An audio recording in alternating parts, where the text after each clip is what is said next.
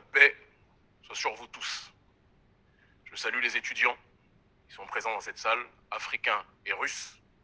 Je salue tous les officiels, les personnes politiques, les ambassadeurs, sénateurs et autres qui sont présents dans cette salle.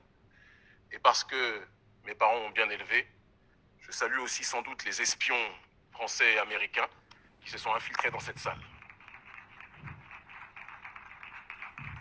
Je sais qu'ils ne me quittent jamais dans chacun de mes déplacements. Et nous allons faire en sorte qu'ils ne se soient pas déplacés pour rien aujourd'hui et qu'ils aient beaucoup de notes à prendre.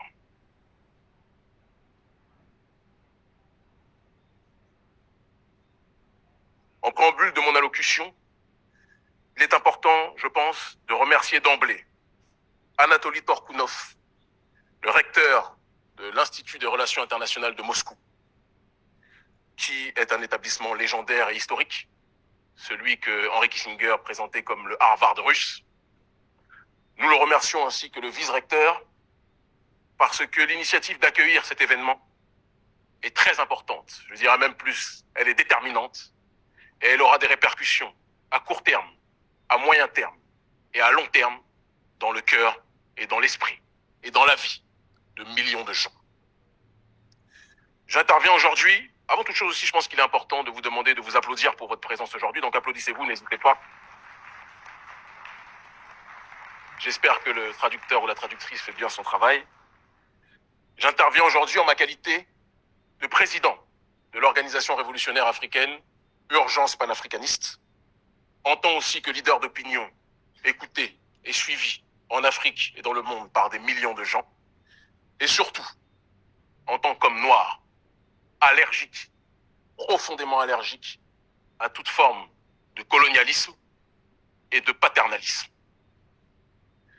Mon discours sera différent de celui du président de la CEDEAO qui est actuellement présent à Moscou, Umaro Embalo Sissoko, différent aussi du président de l'époque de l'Union africaine Macky Sall, parce que mon discours sera franc.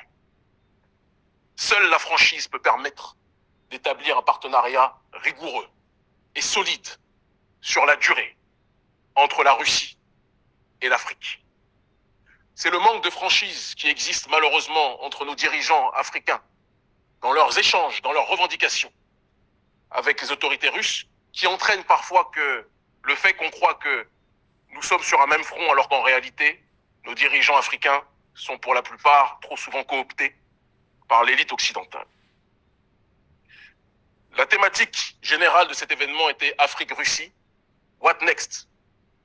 Et ma thématique particulière à l'intérieur de ce forum, de cet événement historique, était le rôle du panafricanisme dans la résistance multipolaire à l'hégémonie et à l'impérialisme d'Occident. Autrement dit, avant de parler, et je le ferai, de la collaboration Afrique-Russie, il est important de parler du passé, du présent et des aspirations futures du peuple africain dans le monde dans lequel nous vivons. Car on ne peut pas comprendre la collaboration et les buts de la collaboration entre l'Afrique et la Russie si on ne comprend pas en priorité les aspirations de chaque partie.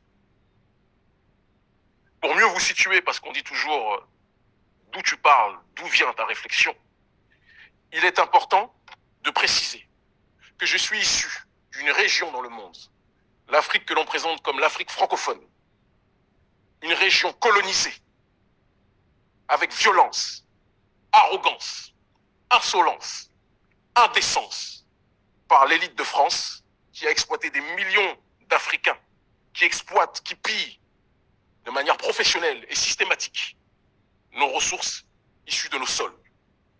Cette même France, ou du moins cette même oligarchie de France, qui a détruit la Libye, qui a assassiné le colonel Kadhafi, alimentant, générant, structurant le terrorisme et la déstabilisation au Sahel. Cette même élite de France, je différencie l'élite de France, j'y reviendrai tout à l'heure, du peuple français qui subit lui aussi les dérives de son gouvernement, cette même élite de France qui par la suite a l'arrogance de venir se présenter comme un pompier voulant éteindre le feu qu'ils ont pourtant allumé au Sahel. Cette même France, cette même élite de France qui nous impose son système génocidaire économique qu'est le franc CFA, qui avantage les entreprises françaises, les multinationales occidentales, mais empêche les populations africaines de commercer efficacement entre elles.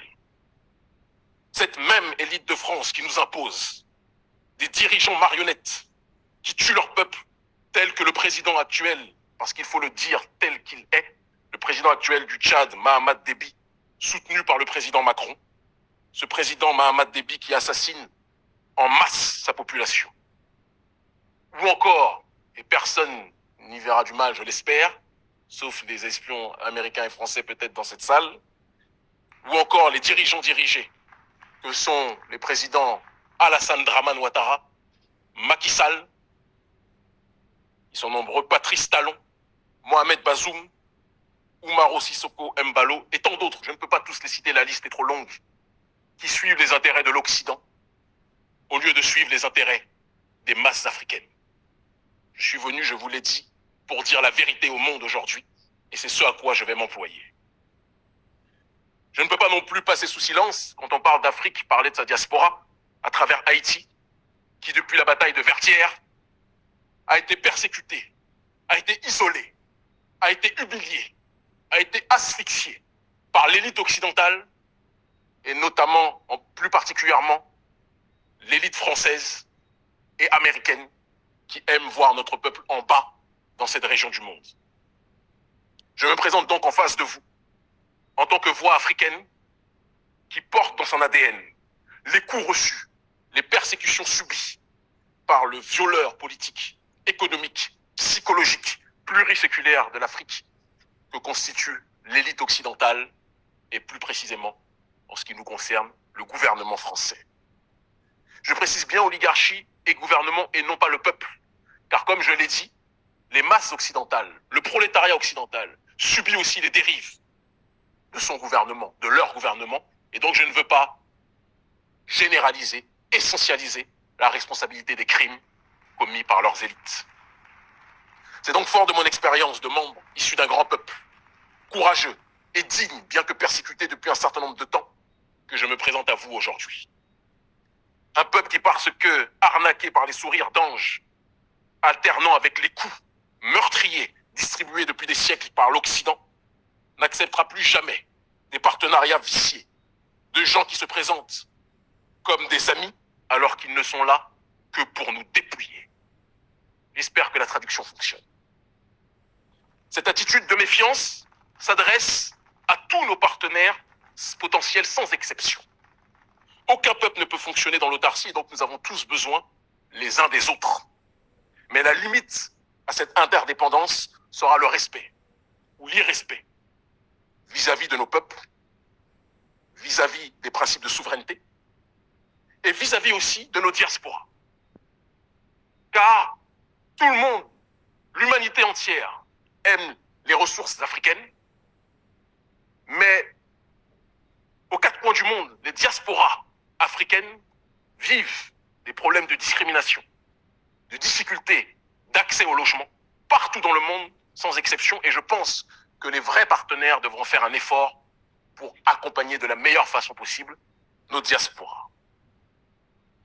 Et c'est dans le cadre de l'exploration, donc, de cette collaboration, venons donc maintenant à l'Afrique-Russie, après avoir placé le décor, de l'exploration et de l'analyse prospective, de la collaboration entre l'Afrique, ce grand peuple d'Afrique, et ce grand peuple de Russie, que je suis présent aujourd'hui.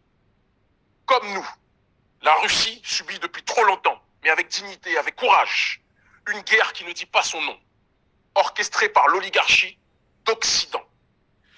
Une guerre qui a vu l'Union soviétique être démantelée lâchement par les trucages et autres manipulations lors de la chute du mur de Berlin. Ville de Berlin que nous autres Africains connaissons très bien, puisque notre continent a été découpé, tel un gâteau, lors de la conférence de Berlin en 1884 et 1885, par des gens qui ne voyaient pas les Africains comme des êtres humains, mais comme des sous-hommes qui devaient être colonisés, esclavagisés et maltraités. Nous avons donc, à travers Berlin, un profond point commun, et je pense qu'il y en a d'autres raisons de ma présence ici aujourd'hui.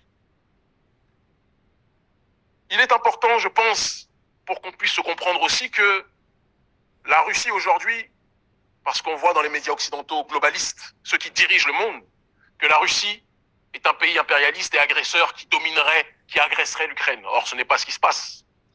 Nous savons tous pertinemment, parce que nous avons un cerveau pour réfléchir par nous-mêmes, que l'OTAN mène une guerre à tous ceux qui veulent la souveraineté, à tous ceux qui veulent l'autodétermination, à tous ceux qui veulent disposer de leur propre destinée.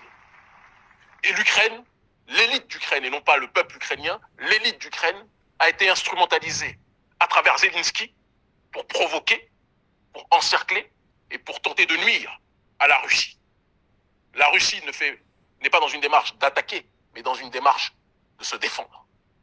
Un peu comme si il y avait des gens qui provoquaient une maison, qui lançaient des pierres depuis des années contre une maison. Les propriétaires de la maison ne réagissent pas, ils observent, ils disent toujours faites attention, un jour nous allons réagir. Et au moment où les propriétaires de la maison, qui subissent des attaques, des jets de pierres violents, des cailloux sur la maison, ces propriétaires décident de sortir de la maison et de se défendre, les caméras sortent, surgissent et disent que les propriétaires de la maison agressent des pauvres innocents, sans dire que ce qu'ils présentent comme les innocents étaient ceux qui avaient lancé des pierres au commencement. Personne n'est bête. Et les Africains voient le monde tel qu'il est, et non pas tel que CNN, ou France 24, ou BBC voudraient le voir. Il est important aussi donc de dire que vous avez votre Zelensky, mais nous autres Africains aussi avons nos Zelensky. Des dirigeants africains manipulés par l'élite occidentale qui aiment plus l'Occident que l'Occident s'aime lui-même. Ils sont plus attirés par la fastuosité de Paris, de Londres, de Rome, de Washington, que par les valeurs et la beauté traditionnelle de nos pays. Ces dirigeants, ces Zelensky locaux, nous les combattons aussi. Lorsque l'on parle de cette guerre que l'Occident mène au reste du monde, il est important d'insister sur le fait que la révolte des peuples souverainistes devra être le langage commun usité. Et lorsque l'on parle de révolte des peuples, il est important d'exposer, de clarifier la nature de la guerre. Parce que c'est une guerre mondialiste que nous connaissons. Certains disent ce n'est pas une guerre, c'est une guerre mondialiste. De l'oligarchie d'Occident contre le reste du monde, contre les peuples fiers. Si on ne le comprend